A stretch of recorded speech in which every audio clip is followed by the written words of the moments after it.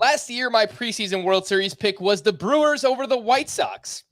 Let's see if we can do a little bit better. Welcome into Fantasy Baseball today on Wednesday, March 29th. Frank Stampfl joined by everybody. Scott White, Chris Towers, and Chris the Welsh.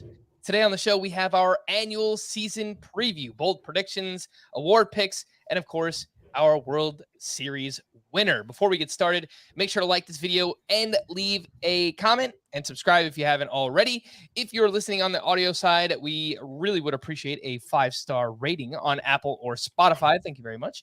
Reminder that you can always go back and listen to all of our shows on demand. Last week, we did a huge prospect preview with the Welsh. Just yesterday, we did our 16-team head-to-head categories listener league draft, which was a ton of fun. If you want to sit through like 3 hours worth of drafting, feel free to check it out. But gentlemen, we are 1 day away from opening day. How's everybody feeling? How you guys doing? Tired. Tired. For us, opening day is both a finish line and a starting line. So yeah, it's like whenever the NFL season starts, it's the same thing for me where people are like, how are you feeling? Like things are about to get crazy. It's like, things have been crazy. If anything, like the month before the season starts for us is the craziest part. Once the season starts, you settle into a routine. You've got, we know we got to do this on Monday. We got to do this like that. That's somewhat easier, but this is the hard part of the year.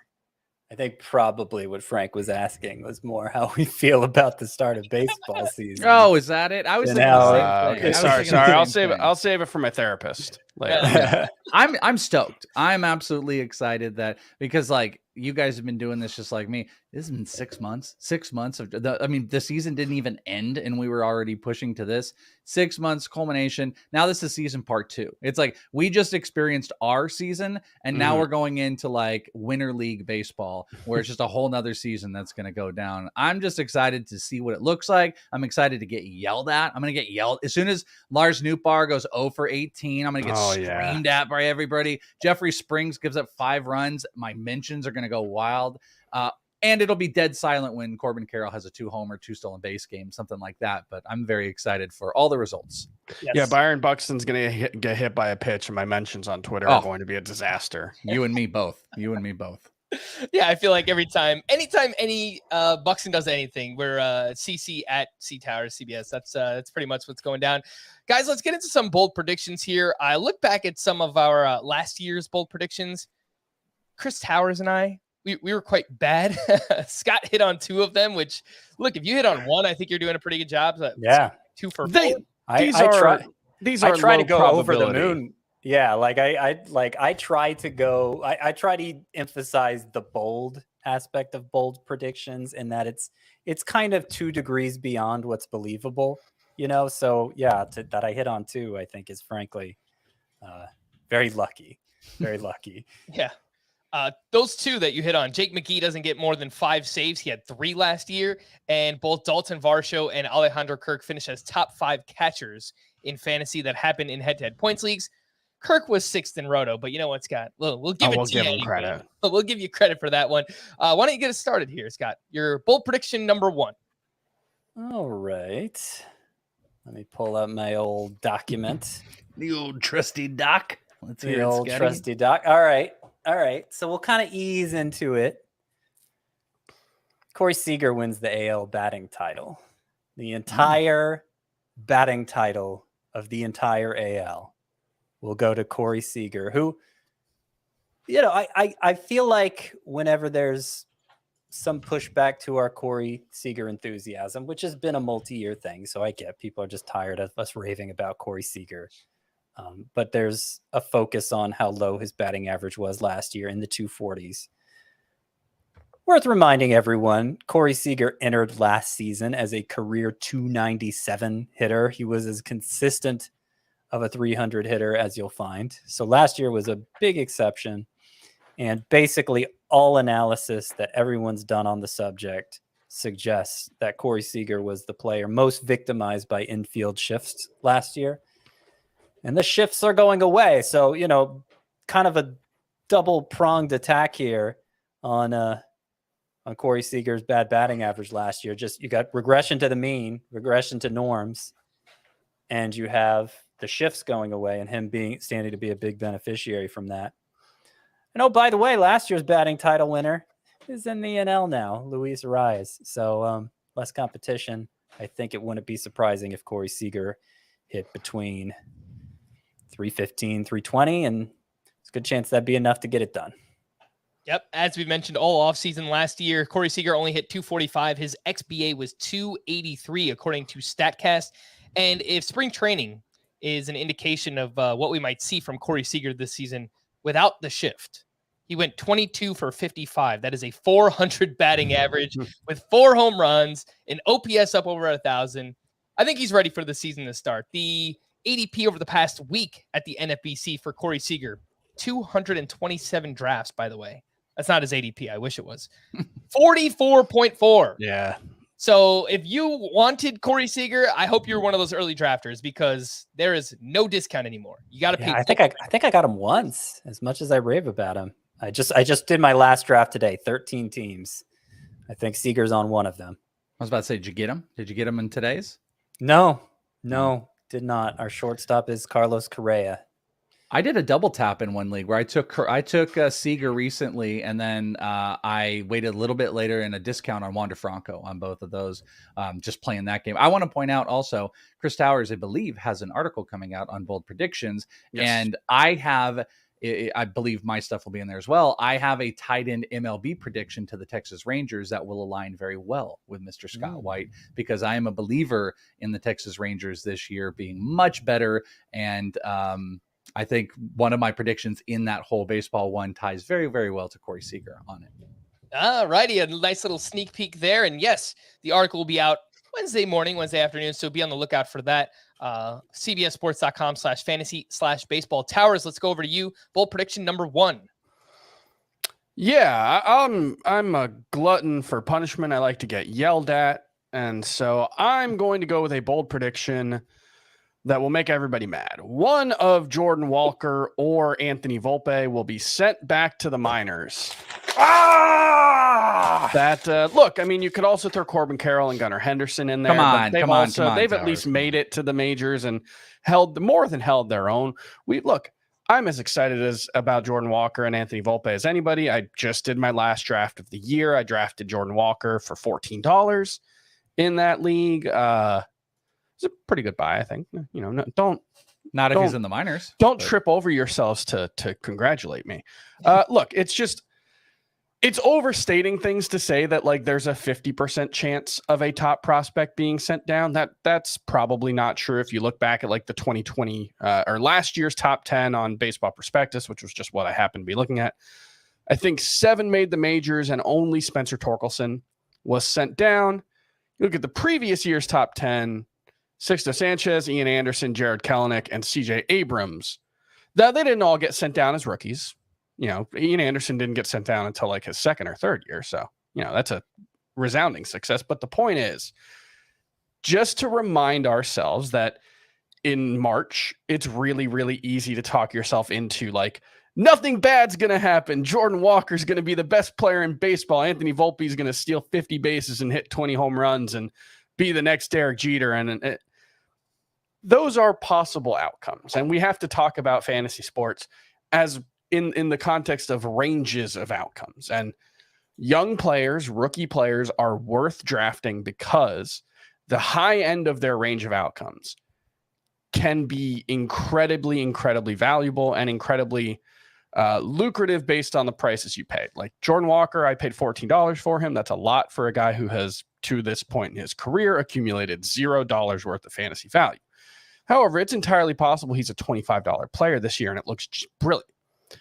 But the error bars are really wide. And just like the high-end outcomes for rookies are really, really high and potentially very lucrative, the low-end outcomes are very, very low. These are guys who have never proven it. I mean, Anthony Volpe and Jordan Walker effectively haven't proven it at AAA. Anthony Volpe got there, but he wasn't particularly good. He wasn't terrible, but it was like a 700 OPS. So it's just a reminder during a time when we all get very excited.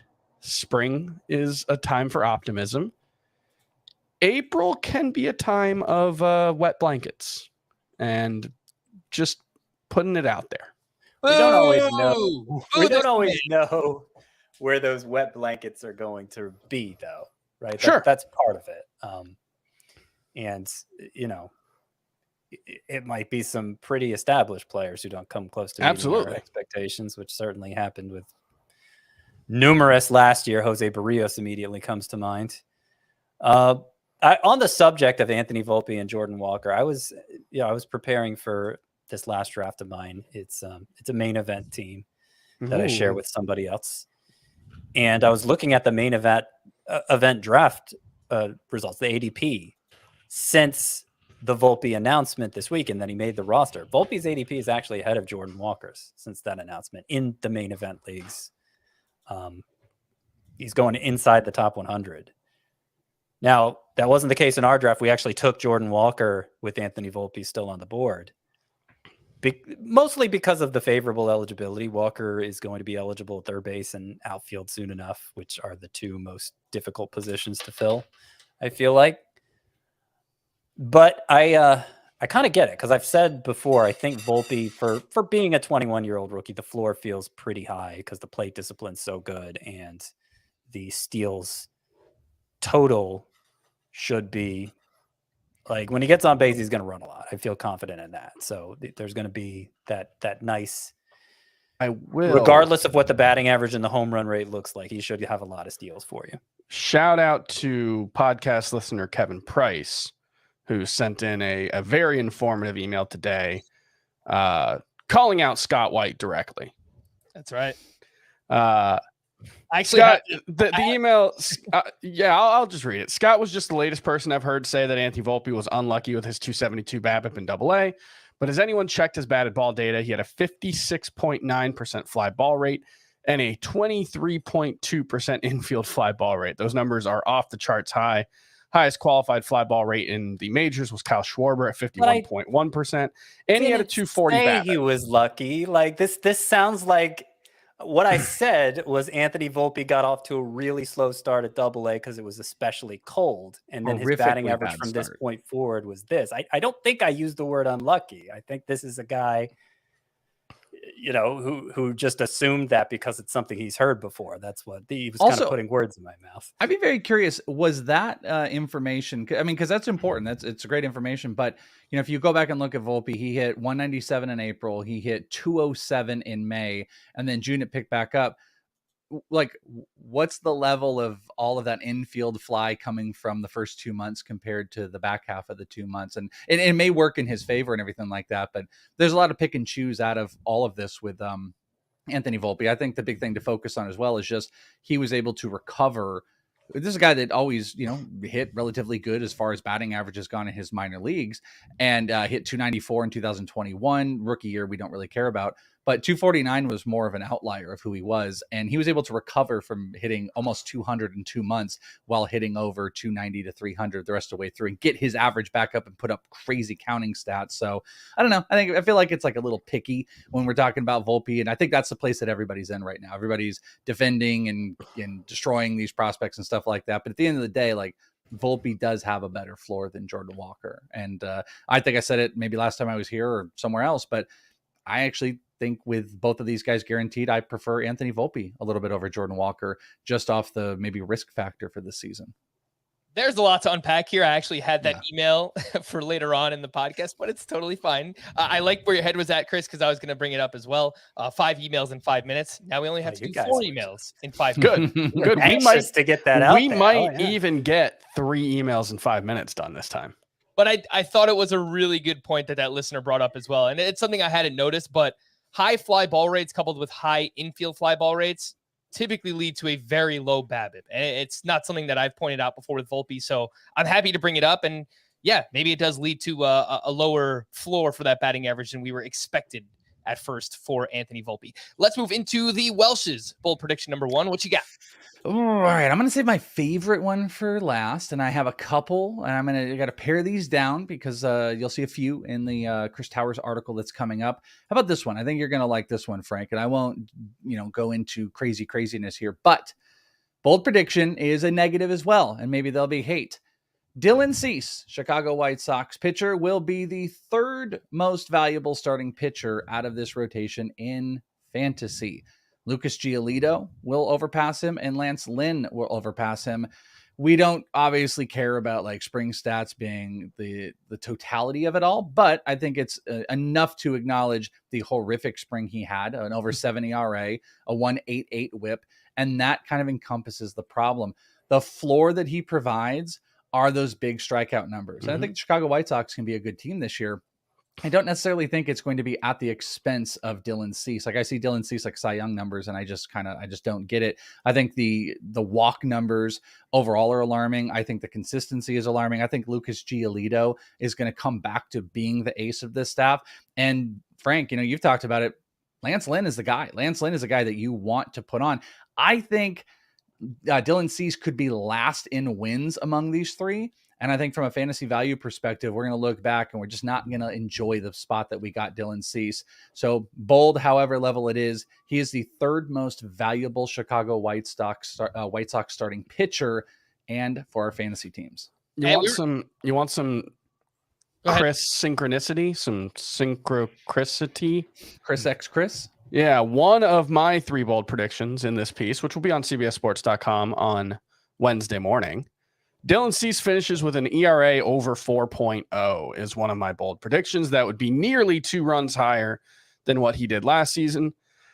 I've talked about it a lot, but he went from being pretty bad in terms of quality of contact allowed to being very, very good last season. And that is the type of jump from one year to the next that I just tend to be very skeptical of, because pitchers, they have control over the quality of contact they allow. They have less control over that than hitters do. And it's very, very noisy. We typically need multiple seasons worth of data to know a pitcher's true skill level when it comes to quality of contact allowed. And then I also added this note at the bottom of it, which kind of overlaps with what Chris said. I'll also note that Cease is one of those pitchers I just think less highly of every time I watch him pitch. It feels like he's constantly on the verge of a meltdown. This might just be an aesthetic criticism and my own bias leaking in, but it's there and it colors how I view him.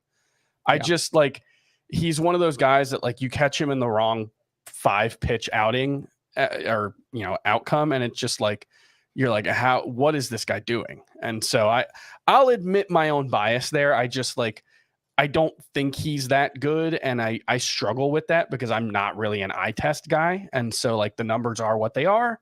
I believe in them to a certain extent. Dylan Cease is one of those players that I'm more skeptical of the numbers than with most players. Yeah, and the numbers really feed into his spot too. Like you want to like try to pair halves together. He was as dominant in the first half as the second half, but it just stares at you when you look at like 78 walks. I think at a relatively high left on base percentage, and his inconsistencies don't feel like they're going to be able to be paired over an entire season, even though he did it last year. And it's one that we could be wrong about. We could be totally wrong about this in the long term, but it's just not one I want the investment on, especially with that volatile of a walkie pitcher, if you will, where I think Lucas Giolito and Lance Lynn are trending in the right direction. But Scott, did you have something to add to the hate? Oh, I was just going to say, since, with the Welsh joining the fray, we're kind of the anti-Dylan Cease podcast, right? I don't think any of us are in on him. Well, then get your shares in, everybody. Get your last-minute shares in for Dylan Cease. I did get one share in a league, really shallow league, so you could take bigger risks. And also strikeouts. It's a points league where strikeouts are worth a full point. So I thought that mitigated some of the risk there with Cease. But otherwise, pretty consistently passed him over. Last point on Cease, I wrote him up in Bust 1.0 back in January. His second half ERA, similar to the first half, his strikeout rate dropped nearly 10 percentage points. His K per 9 went from 12.9 in the first half to 8.7. His swinging strike rate dropped over 3 percentage points, and he was first among qualified starting pitchers with 3.8 walks per 9. So Cease is going to get you a lot of strikeouts, but I think the floor is lower than his ADP indicator. I would agree. You look at a 34.4% K percentage in the first half to 24.8 and an insanely subpar K minus walk percentage. I think you just mentioned that around 15% is wildly bad. And it leaves so little margin for error with a guy like him. And that's what I don't like about it. And as bad as Giolito was last year and everything. I just think they're going to step into more wins. And at the end of the day, you're just going to look and Giolito's just going to be a more polished pitcher kind of across the board. But hey, you know what? He has big strikeout numbers that make him a super sexy fantasy option if they're working. But like we said, low margin of error for Dylan Cease. Bold prediction number 1 for me, Darick Hall outperforms what Rhys Hoskins did with the Phillies last season. So 246 batting average and 30 home runs. Darick Hall is better than that this year. Slugging will not be an issue for Darick Hall, who posted a 17.4% barrel rate last year. That actually was higher than I believe Rhys Hoskins has ever posted in his career. Much smaller sample size, of course. Among hitters with at least 50 batted balls, Hall's barrel rates ranked 7th ahead of Shohei Ohtani, Austin Riley, and Oneil Cruz. So, I mean, we're talking about what we think to be some of the best sluggers in the game. The only downside here, of course, will be we expect Darick Hall to sit against left-handed pitching, but I don't really know who he's sitting for. It's not like the Phillies have all this depth now. They've lost a bunch of players to injury, so maybe he has to play, and maybe he gets I will say bad against lefties in the minors. I get it, but yeah, I will just say that I think a lot of home runs. He is one of those guys who would probably benefit from a fantasy perspective from not playing every day, because it's sort of like Jesse Winker back when he was at his best against the Reds, and his top line triple slash numbers were probably a little deceivingly awesome because he sat against lefties so much. But last year, I think this includes the majors and the minors, but he only had 12 plate appearances against lefties in the majors last year, 7 strikeouts in them. 175 average, 242 OBP, 314 slug against lefties between the majors and minors for Darick Hall last year. That's rough stuff. Awesome against righties though. Crushed righties. I think it's mostly going to come down to whether the improvements he's made this spring were legitimate. And you can find a lot of this guy changed this thing, this guy changed that thing, and it's, of course, when the numbers back it up, it's a little more easy to see the glass half full. In Kevin Long's case, Kevin Long's the Phillies hitting coach. In Darick Hall's case, he worked with Kevin Long, the Phillies hitting coach, one of the more well-known hitting coaches, to be more selective at the plate, wait for his pitch, which is an important thing to do. Easier said than done. But considering how much the plate discipline has improved for Darick Hall this spring, tiny sample though it is, spring training though it is, there may be something there. The Phillies seemed pretty excited and quick to anoint him the starter once it was announced Rhys Hoskins was out, when they could have gone and made a big offer for like Luke Voit or somebody like that. I was about to say, I wondered if like Luke Voit or Yuli Gurriel had been released. Like, would we still be talking about this? I have major questions. Luke Voit could have he had opted out of the Brewers deal and had a chance to take a better offer from some other team and ultimately didn't. The one thing I'd watch for too is Josh Harrison is there. Not that he's like awesome, but they really could move Bohm, who's pretty familiar with the position. He can play a decent amount of first, and they can get Josh Harrison in the lineup. And that would be probably part of that split where Darick Hall could just be in a spot where he can succeed, which means no lefties ever. Yeah, I mean, look, not playing against lefties might be better. As Chris mentioned, last year, Jock Peterson barely played against lefties, and he had a career year on a per game basis, 274, 23 home runs. So I'm expecting a big year out of Darick Hall. Crushed the ball last year. Obviously, great ballpark to hit in as well. So I think he can have a big year this season. Let's take our first break here, and when we get back, we'll get into some news and more bold predictions here on Fantasy Baseball Today. Bring on the roars. Major style points. Oh, yes.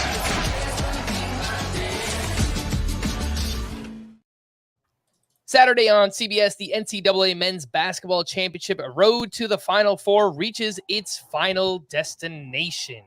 In Houston, coverage of the semifinal games begin at 3 Eastern with At the Final Four and the Final Four Show, all leading up to tip-off at 6 when Florida Atlantic faces San Diego State, followed by Miami clashing with UConn. The NCAA Men's Final Four National Semifinals this Saturday on CBS. True story, I don't know anything about college basketball, but I used to love UConn. I took them to win our FBT bracket. I currently rank 14th out of 285 people. I don't know. anything else that that chose probably has not come to fruition, but I still have UConn, so I feel pretty good about that. Let's go Owls. Who?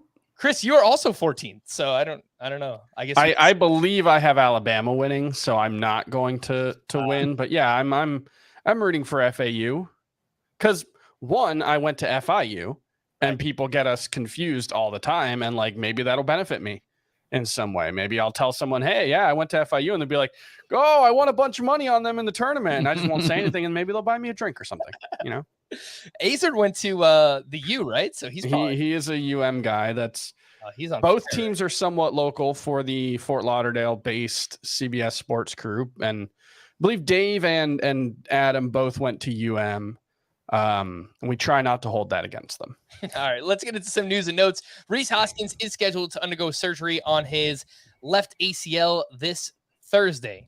We know that he is expected to miss the entire season. Andres Gimenez and the Guardians agreed on a 7-year, $106.5 million extension with a $23 million club option in 2023. Good for Gimenez, get your money. But I tell you what, the Guardians were never going to give Lindor the money that he got from the Mets. So this is basically their alternative, and maybe it works out. Gimenez was awesome last year. I think he might have even had a higher WAR than Lindor. He did, yeah. He was really good. Like 6th in baseball in WAR last year or something. He had a higher WAR than Lindor had in any of his years with the Guardians. I love Gimenez this year so much. I don't know if you guys saw too, like essentially the spring stats, if you've gone over it, Jason Collette just put this out. They've about doubled stolen base attempts. And there's just something in my brain that Andres Gimenez is going to be one of the biggest beneficiaries of this and is going to be running wild. And just for any of those folks that are out there, 150-1 for Andres Gimenez to lead the league in stolen bases right now in some places. I just kind of can't help myself with him right now. To continue with a theme, though, if I may be a wet blanket, Andres Gimenez did not attempt to steal in the spring. He only played 10 games. Yeah. Saving them legs, baby. Saving them legs. Don't worry. You only get it so many. I know in the cold. He was also in the WBC. Just throwing that out there. WBC a lot. I know that we brought up Ahmed Rosario as one of those players as well, because the sprint speed has always been super high. He just doesn't run that much. So maybe someone who benefits from those new rules as well. Hunter Brown is on track to be part of the Astros rotation to start the season. He recently battled some lower back tightness. Jurickson Profar resolved the visa issues and is on his way to join the Rockies right now as we speak. Both Tony Gonsolin and Daniel Hudson are eyeing late April returns to the Dodgers.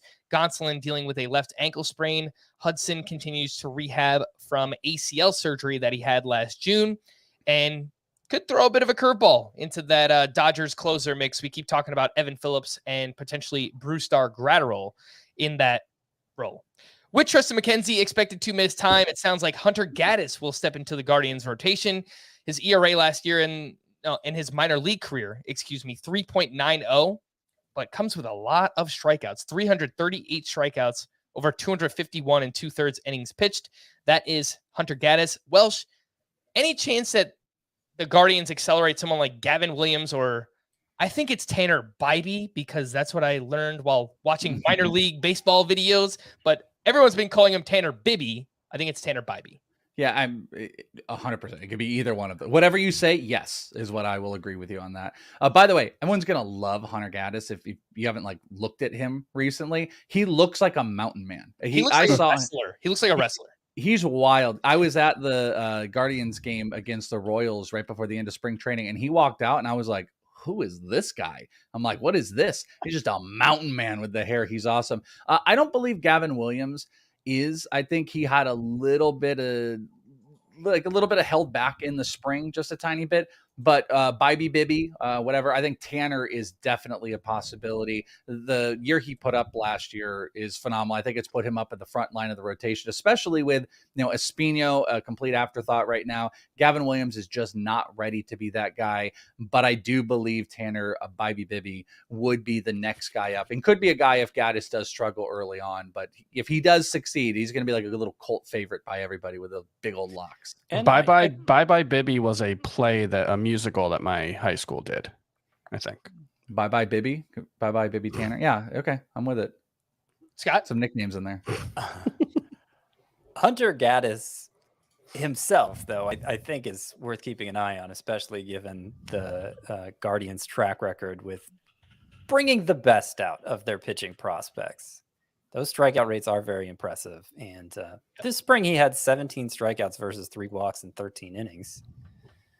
So I'm not saying he needs to be added in any 12-team leagues. He did get drafted in the 15-team league I was in today, though. So somebody he gets a little flat though. So in that game, he gave up 2 first-inning homers in the game that I was at. He gave up one to MJ Melendez, a solo shot, and he gave up a monstrous one to Edward Olivares.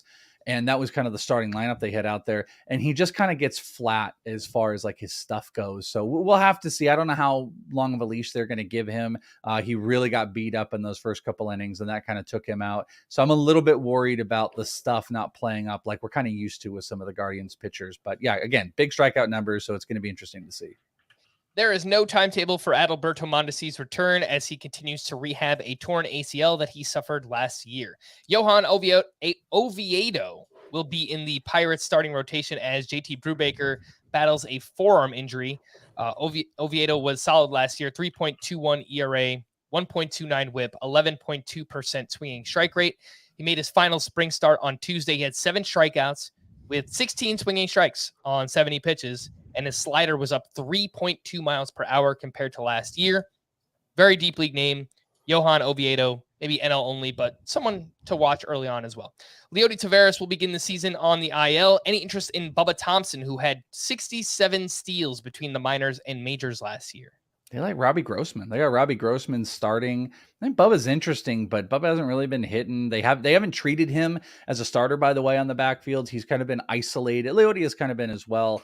I think he's going to be restricted. I think if you want to speculate, you can speculate, but that commitment like a week or so ago to Robbie Grossman, I don't know, really said a lot to me. So I'm not locked in that, and I know obviously like he can still get a spot with Leody out. I'm just not locked in that they're going to do that because they also were playing Josh Smith.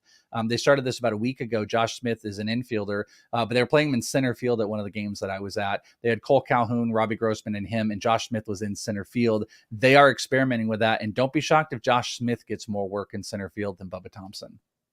Okay, I know Josh Smith was dealing with a thumb injury, but it looks like he was back on Monday, so should be healthy for the Rangers there. Stupid Yankees. They reassigned Willie Calhoun to the minor league camp. Come on, man. Like, guy had a great spring. Give him a chance.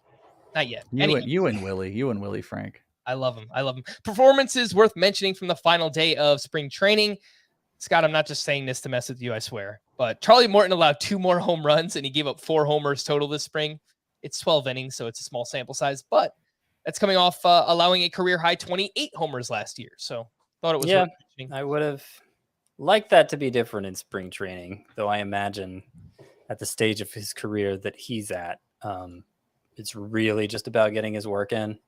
I don't know. Like I thought I was super high on Charlie Morton relative to the consensus. I only ended up drafting him in one league, one of those 13 leagues. So I'm not even all that invested in him, strangely. There's a few players like that. Max Muncy. I feel like nobody's higher on Max Muncy than I am. One league, you know? I think Vinny P. 2 leagues. Vinny P. Baby. Yeah. The head-to-head points listener league last week, Chris and I were chanting for you to draft Charlie Morton, and you still didn't do it. So can't blame us. And I had the chance. Yeah. The Memorial Magazine League. That's what you're talking about, right? Oh, was it That happened. Yeah. In that Yeah, auction we did. Remember, I was holding out for Joe Ryan, strangely, because I have Charlie Morton ranked higher than Joe Ryan. And I ended up getting Chris Bassett instead. I just kind of mismanaged it. So yeah, I don't know. Maybe he's done for, but we'll know a lot more at the end of April than we do here at the end of March. Yeah, something to definitely watch early in the season with Charlie Morton. Freddie Peralta threw 4 2/3 shutout with 5 strikeouts. He averaged 95 miles per hour on his fastball. Last year, he was at 92.6, never higher than 93.6 in a season in his career. So also something I want to watch early, the fastball velocity. Absolutely. Yeah. That's because he's always been a guy who's like the loudest car in the world goes past my apartment. Sounds like a jet. I think that's a rocket ship. I was about, are you near SpaceX right now? Yeah, it's Freddie Peralta's ADP. Yeah, Freddie Peralta's always had a really good fastball. Remember before the breakout, that was all he threw, really. He was like a 70% fastball guy, and he hit it really well, and he had really good whiff rates. So throwing it even harder is pretty interesting.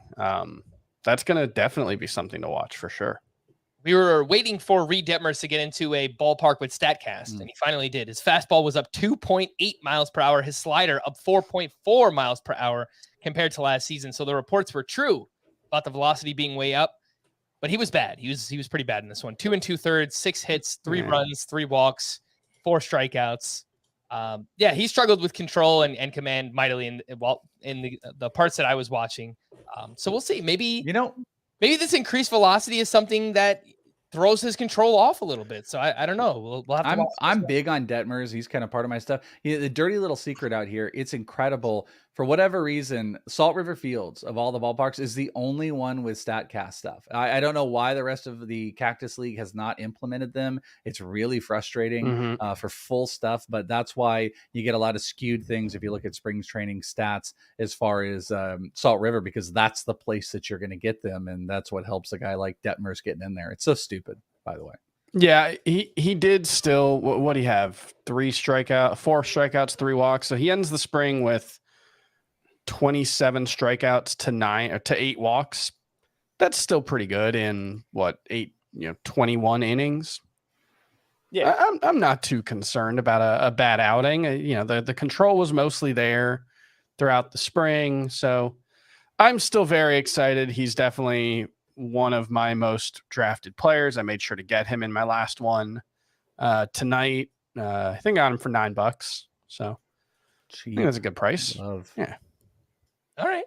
Well, that is Reed Detmers, and we'll watch early in the season. Let's run through a few more bold predictions before we get into our season awards and all that fun stuff.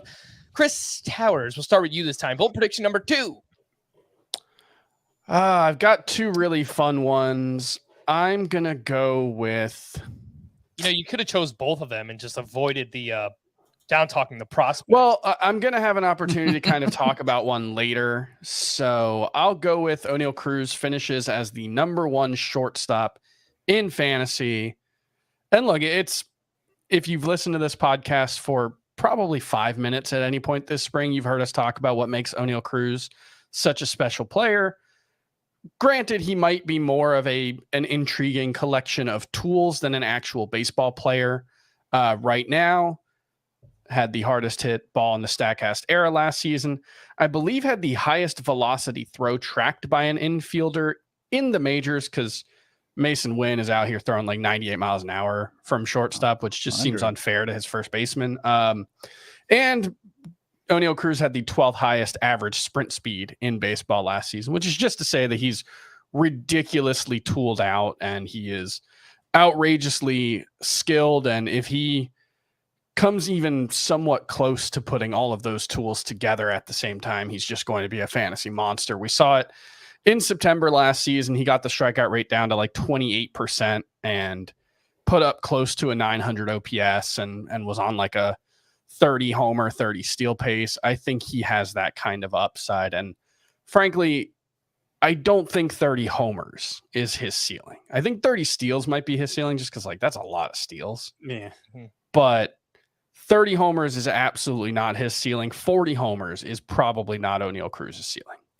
Yeah, his StatCast data rivals that of Aaron Judge and the biggest sluggers in the game. So if he can make enough contact, 40 plus home runs is within the range. For the betting audience out there, I put a little sprinkle on Oneil Cruz to lead baseball in home runs. It's like plus 1,000. So why not? It's fun. Scott, seems like you wanted to. Feasible. Well, when I come up with lists, I'm told I need to come up with a certain number of something. I usually come up with like 4 times the amount that's needed and then whittle it down from there. Yeah. And so one of my bold predictions that didn't make the final cut was Oneil Cruz delivers 60 combined home runs and stolen bases. I was thinking more 40-20 there, but yeah. So I'm with you, Chris. Although I'm surprised to hear you say it as the resident Fernando Tatis guy. It's not, again, we're not doing the most likely outcome because, Oh, like, I get it. As we'll talk about later, I have a bold prediction related to the Cy Young and MVP. That's not necessarily the guys I picked for Cy Young and MVP. I just thought it would. Bold predictions are. I don't think Fernando Tatis is bold enough. Upset your sensibilities as Fernando Tatis. He's just going to miss those 20 games, and he's going to be a just finish second. Yeah. Okay. So it's going to be a volume problem. Yeah. No, that makes sense. Scott, let's go right back to you. Bold prediction number 2. Okay, so this one's bolder than the Corey Seager batting title one I gave. All right, you ready for this? Ready.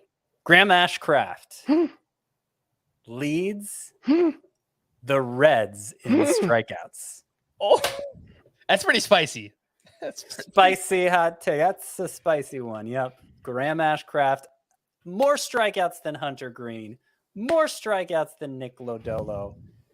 A guy who seemed to have that latent potential just by looking at him throw that 100-mile-per-hour fastball. That's really more of a cutter. But, didn't have a lot to go with it and didn't put up particularly good numbers as a rookie. He comes in with a new slider grip, and the strikeouts just exploded this spring. 25 and 17 in the third innings compared to just 2 walks.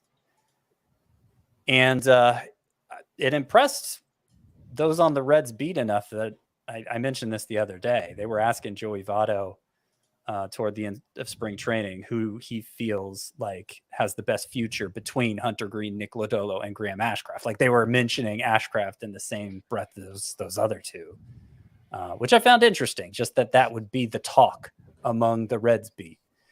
And did you hear his answer, by the way? He took a very political answer, just kind of talked about the merits of all the pitchers and then said Alexis Diaz. It was the best. Yeah, me and Eno were talking about that. It was such a great answer. He's like, well, so the best of those 3 would be Alexis Diaz. That was yeah. I love Joey. He's a good one. But so is Graham Ashcraft, I think. And, as Chris was reiterating, these are obviously like 2 degrees beyond what we're really believing could happen. But Graham Ashcraft is a guy who I'm trying to make sure I get late in all my drafts if I'm still drafting, or I'm going the extra dollar on fab bidding to pick him up off the waiver wire. I just have a good feeling he's going to be the spring training. When we look back on this season, who were some of the guys making noise in spring training who went on to have great years? Graham Ashcraft's going to be among them. And I think Scott kind of referenced it, but like bold predictions, it's not the thing you think will happen, but it's like in the direction of the thing you think will happen, right? Yeah. Like it's not like Scott doesn't actually think Graham Ashcraft is going to get more strikeouts than Nick Lodolo and Hunter Green, but like I think he does. He's saying he likes Graham Ashcraft, that kind of thing. Chris, I'm saying I wouldn't put money on it, but it's not the craziest thing I've ever heard of. I want everyone to note when Mr. Scott White gave that, not only did he give the bold prediction, he crossed his hands, got back in his chair and was like, It's the most confident I've ever seen Scott White in anything of all time. I think you do believe this one, and I love it. Hey, they're bold for a reason. Scotty's in on Graham Ashcraft. Welsh, bold prediction number 2. All right, this is one of my favorite ones, and there's a little betting component to it as well. It's no secret that I love me some Corbin Carroll, like right behind, and if you're watching the video, you can see the jersey back there. My bold prediction is Corbin Carroll leads baseball in stolen bases. He is the stolen base leader. This spring, he stole 5 and under 50 at bats, which is absurd. If you want to play a 600, if you wanted to play the spring game, by the way, of 600 at bats, you're looking at 60 stolen bases that he's going to end up putting up. Obviously, he's the fastest man in baseball. And, you could definitely have a question about like what the ultimate power is going to be with him. But this guy just gets on base. Funny anecdotal thing. Eno Saris and I were talking about Corbin Carroll today, and we were likening how his max EV had not hit 110. And, he wasn't quite at that 110 marker, which could be a question of like his big major max power. Yet He has a 92 plus average exit velocity on the season, or at least in spring training and what was marked, which really shows a consistency of how he is hit and he gets on base. And I know even if they have him at 5, that's fine. I think he's going to hit at the top of the lineup. And then you want to pair it against the guys that are favored in the league. Ronald Acuna ran a whole bunch last year. I still don't think it's going to push 40 with him. It's a big bat. Esteury Ruiz would be number 2 in a lot of books. I've seen 7-1. I don't think Esteury Ruiz is going to hit well enough to be able to do it while hitting in the back of the lineup. Yes, I Mr. do want to Towers. make one point there because I noticed something really interesting with Esteury Ruiz in yesterday's game because they're playing. I think they played that one in Oakland or in one of the parks that has StatCast data. He did have a 109 mile per hour He did. exit velocity on a home run, which was way harder than any batted ball he hit. Last season, his max exit velo in the majors was 100.2 miles per hour. So that's, I think your point makes sense. Ruiz is going to be hitting at the bottom of a bad lineup. And I think there are real questions about the bat anyway, but you know, he might just be Jorge Mateo. I think that's probably the most likely outcome, but Yes. Mateo steals a lot of bases, but he didn't play enough to like factor into that conversation. That's And the, I wonder where the difference. I wonder where that'll go. We also looked at that, by the way. Esteury in spring training and the data we could get average 83 miles per hour exit velocity. That sounds right. Compared to a 92 plus, almost a 10 mile an hour difference on the average exit velocity between Corbin Carroll and Esteury Ruiz. So my point isn't to like tear everybody down, but to say that the opportunity of the players that are up there, and Adalberto Mondesi is up there. Get out of here.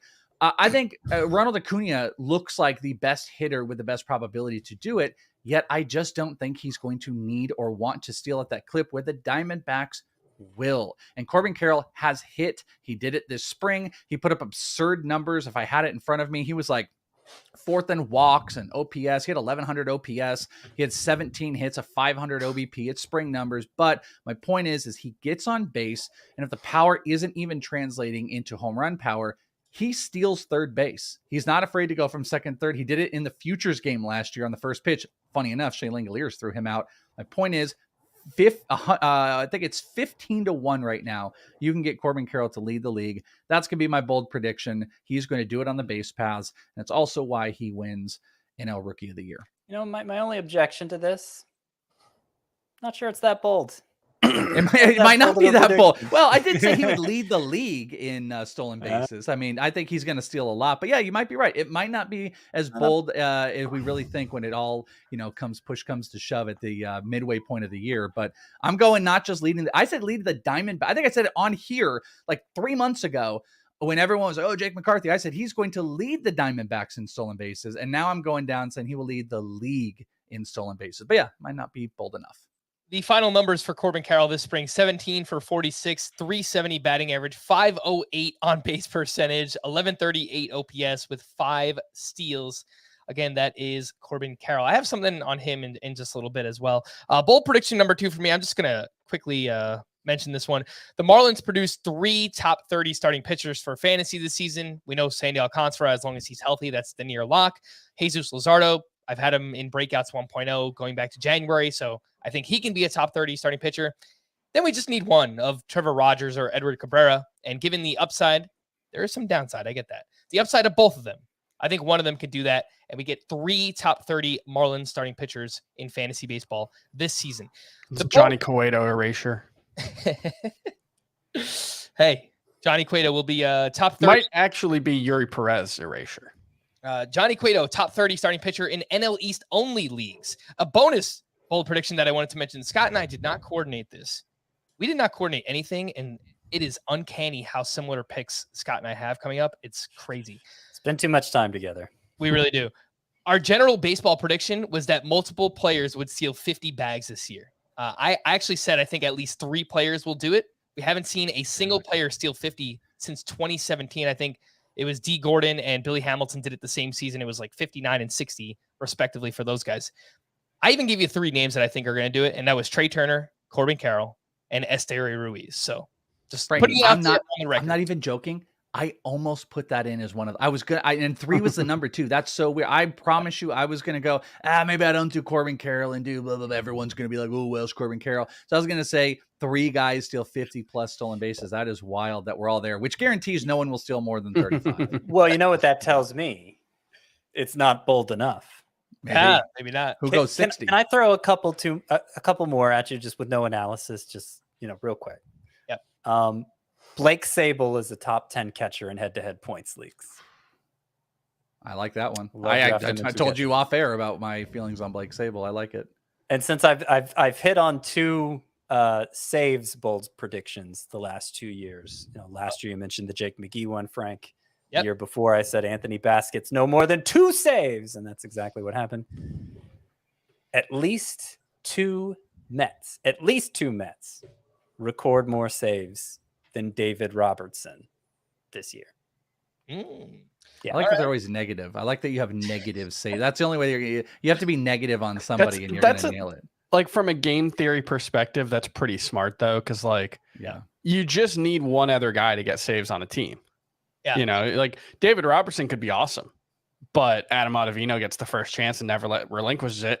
All of a sudden, Scott looks like a genius. And then they go trade for Alexis Diaz. Well, part of it is, that is kind of the point of the prediction, right? Is like there seems to be, judging from ADP data, this widespread presumption. Oh, David Robertson's the guy. He was, he spent a lot of last year as a closer, and that was kind of how I felt about Jake McGee last year and Anthony Bass the year before. There just seemed to be too much assurance relative to reality for all of those relievers. I think the same is true for David Robertson. I don't think he's the best reliever in that bullpen, and I think there's a good chance he's not in the mix for saves for long, if at all.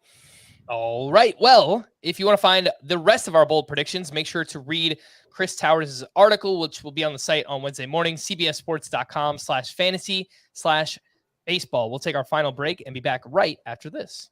This is our new reality. This is my legacy. I'm going to own this city.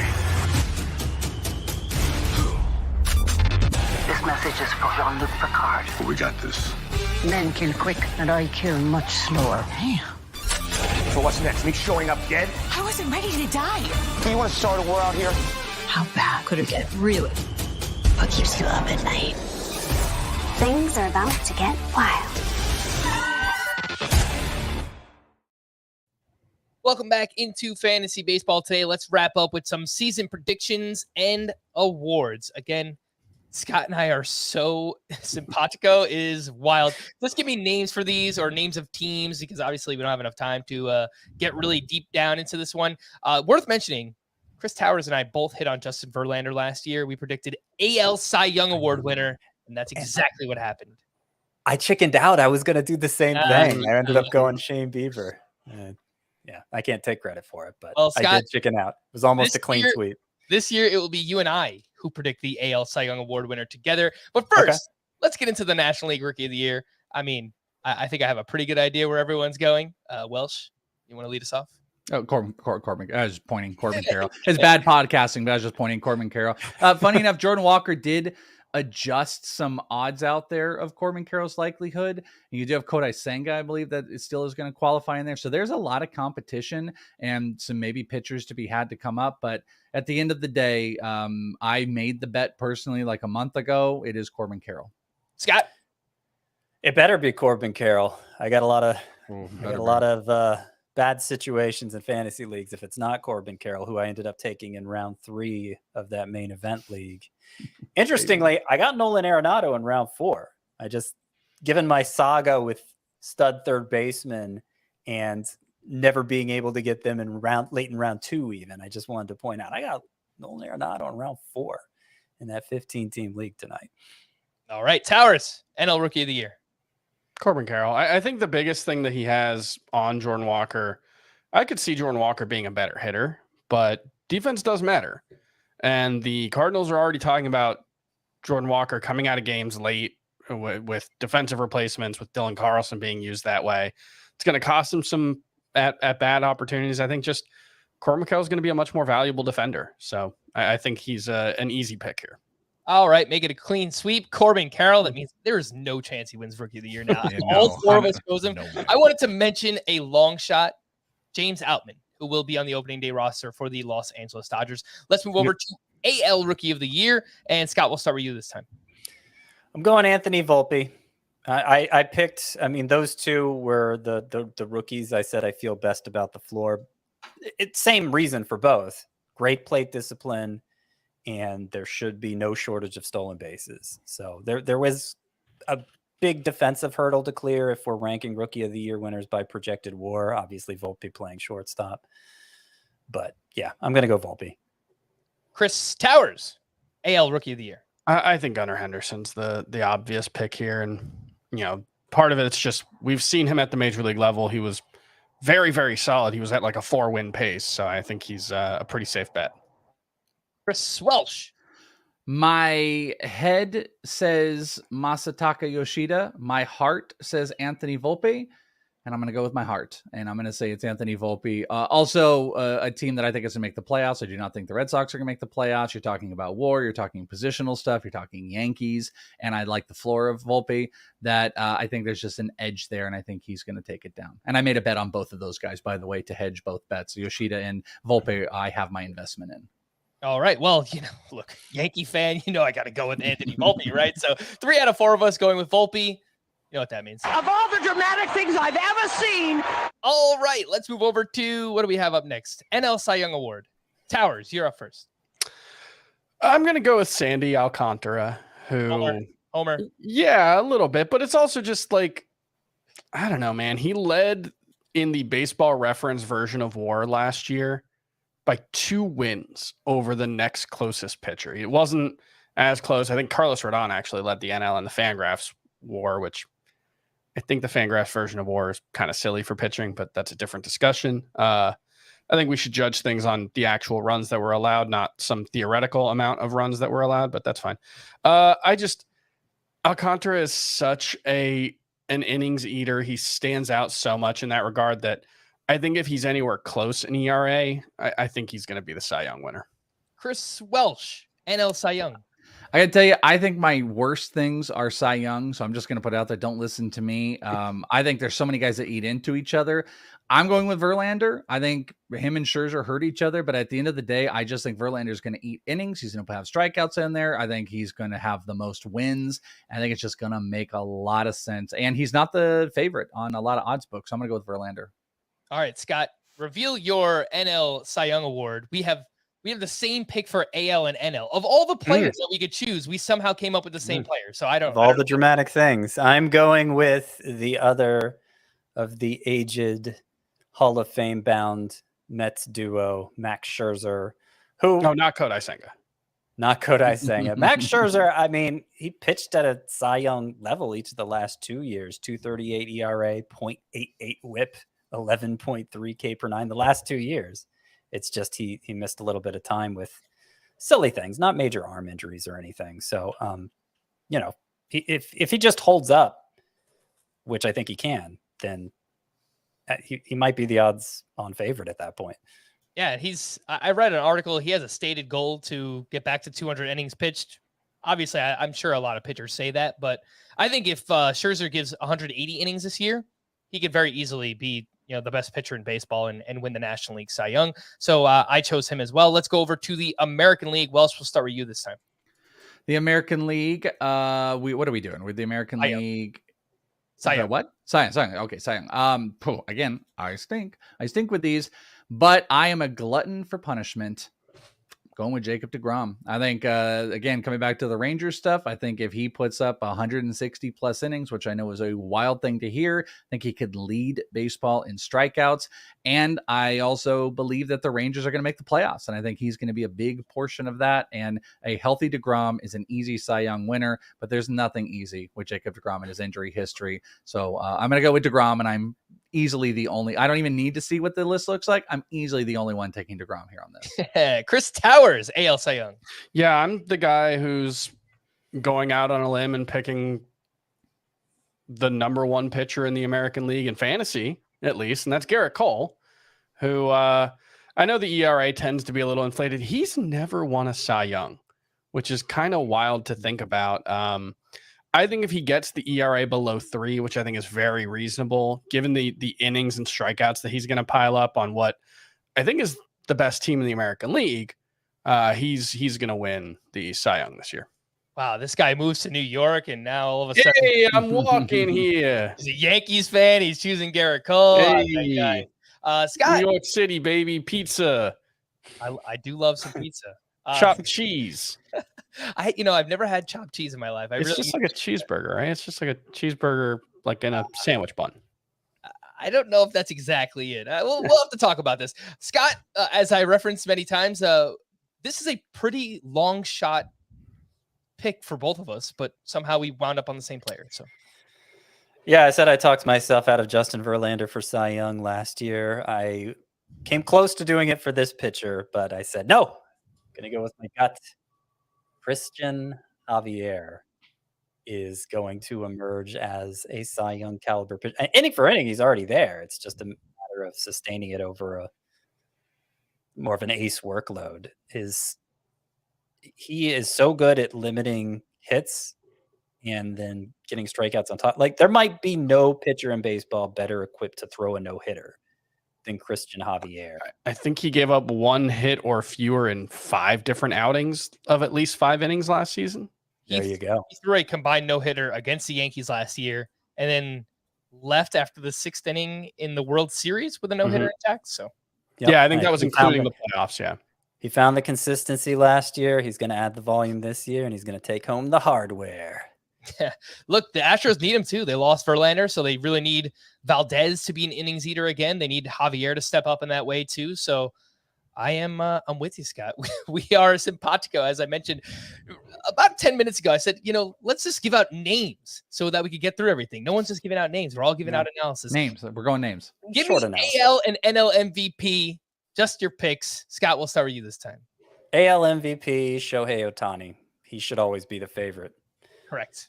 NL MVP, Juan Soto. I think he's going to have a huge year for a contender. All right. Chris Towers, AL and NL MVP.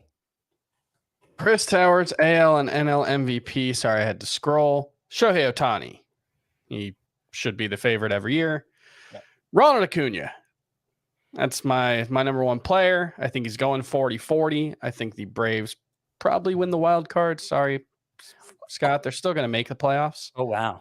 That never happens, Like anytime the Braves and Mets are considered co-favorites, it's always the Braves who come out on top. You realize this, right? I don't know how much history there is there. Okay. Does that also that forecast the future though? Just because it happened in the past. Correlation doesn't equol causation. Scott. I also have to point out how much of a front runner Chris is with his award picks.